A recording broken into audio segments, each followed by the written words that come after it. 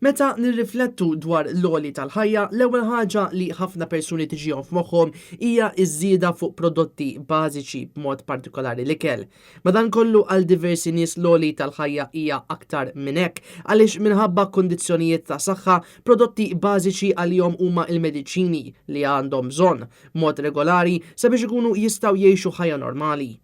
Il-gazzetta illum iffokat speċifikament fuq din il-problema li qed tħalli diversi persuni mingħajr mediċini importanti.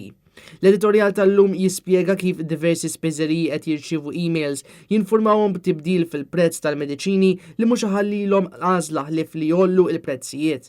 L-ispiżeriji rrapportaw li fost l-aktar prodotti li jolew hemm il-pilloli li jikkumbattu kontra l-irjiħat, ġels li jikkumbattu l-uġieħ fiżiku u mediċina li tintuża minn persuni li jbatu mill-ażma.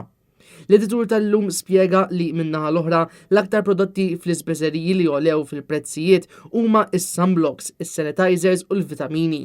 Dan minħabba l-fatt li dawn it-tip ta' prodotti huma fost l-aktar infittxija mill-konsumatur. Intant diversi spiżeriji saħqu li pajjiżna għadu qed jirċievi kaxxi tal-mediċina mingħajr istruzzjonijiet u informazzjoni bl-Ingliż. L-ispiżjar stqarru mal-illum li dan sar diffiċli immens wara Brexit u jista' jwassal għal problemi oħrajn bħall-użu ħażin tal-mediċini.